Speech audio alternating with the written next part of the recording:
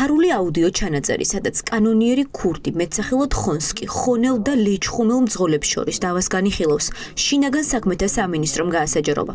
ოპერატიული საგამოძიებო მოქმედების შედეგად მოპოვებულ ამ მტკიცებულებაში ჩანს, რომ მამუკა ჩხაბერიძე ფინანსური დავის გადასაჭრელად მისი დაჯგუფების წევრს კონკრეტულ დირექტივას აძლევს და საქმეში ქუთაისიდან ან წყალტუბოდან ნეიტრალური პირების ჩართვას ითხოვს.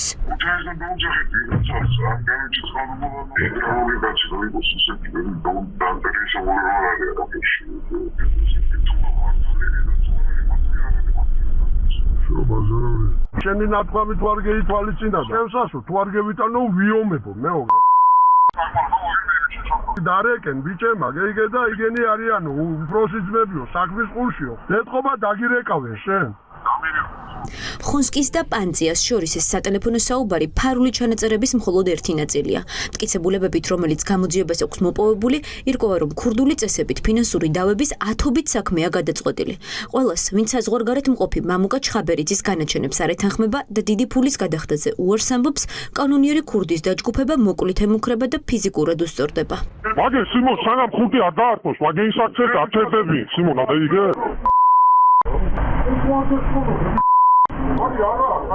დედა აქ რა გაგაიას ნოდარიასაც დედა იწევო მაგი ახთა რა ის კაი ბიჭია მე მაგის დედა მაგედა იცოდე შენი ადგილიო უცხარი და თავი დახარ კანონიერი ქურდი რომელიც საქართველოში ფინანსურ დავებს უცხოეთიდან აგვარებს ბოლოს მედიის ყურადღების ცენტრში 5 წლის წინ მოექცა ხონსკი უკრაინაში დააკავეს ბრალდებას საზღვრის უკანონო კვეთა იყო მაშინ უკრაინულმა მხარემ საქართველოს და რუსეთის ორმაგი მოქალაქეობის მქონე ჩხაბერიძის ქვეყნიდან გაძევების გადაწყვეტილება მიიღო ჩხაბერიძეზე ძებნას საქართველოს სასამართლოს გადაწყვეტილების შემდეგ უკვე ოფიციალურად გამოაცხადებს ბრალდებულები მითითებებს საზღვარგარეთ მყოფი ეგრეთ წოდებული კანონიერი ქურდის მამუკა ჩხაბერიძისგან იღებდნენ და მისი დავალებების შესაბამისად მოქმედებდნენ.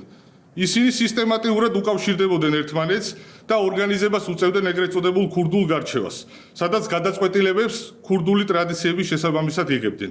ასევე დგინდება, რომ ბრალდებულები მხარეებს შორის ფინანსური დავების განიხილავდნენ, რა დროსაც ერთ-ერთ მხარეს მეორეს ასევე თავიანთ სასარგებლოდ თანხის გადახდას აკისრებდნენ. კონკრეტული ვადების დარღვევის შემთხვევაში კი ფიზიკური ანგარიშსწორებითა და სიცოცხლის მოსპობით ემუქრებოდნენ. ქურდულ სამყაროსთან კავშირში მყოფი პირების დასაკავებლად სპეცოპერაცია ქვეყნის მასშტაბით ჩატარდა. გამთენიისას კრიმინალური პოლიცია 27 პირის საცხოვრებელ სახლში შევიდა. ამ საქმეზე ბრალი კიდევ 6 პირს წაუყენეს. მათი ნაწილი უკვე პენიტენციურ დაწესებულებაშია და სასჯელს სხვადასხვა დანაშაულისთვის იხდის. სისტემატური ქურდული გარჩევების, დაშინების, საკუთარი კრიმინალური გავლენისა და სხვა უკანონო ქმედებების გამოყენებით აქტიურად მონაწილეობდნენ ქურდული სამყაროს მართვასა და ორგანიზებაში. ისინი როგორც დამოუკიდებლად, ასევე კანონიერი ქურდის ჩართულობით სხვადასხვა პირებს შორის არსებულ დავებს განიხილავდნენ.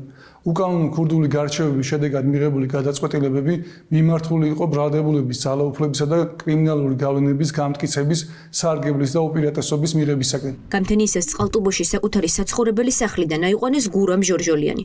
მას პროკურატურა ქურდული სამყაროს წევრობას ედავება.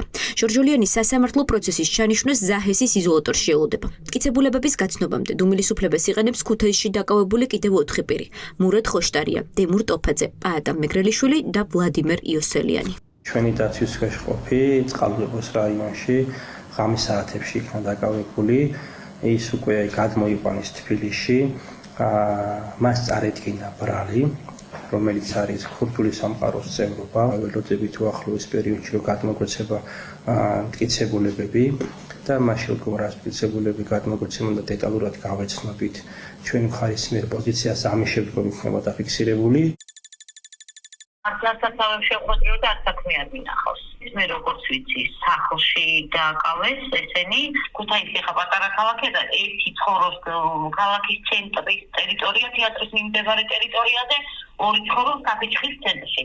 სავარაუდოდ ეს სამი უნდა იცნობდეს ერთმანეთს. 33-ვე ბრალდებულის მიმართ პროკურატურა პატიმრობას ითხოვს. სახელმწიფო ბრალდება სასამართლოს ამ შუამდგომლობით ხვალ მიმართავს. დანაშაულის დამტკიცების შემთხვევაში კრიმინალური სამყაროს წევრებს 15 წლამდე პატიმრობა ემუქრებათ.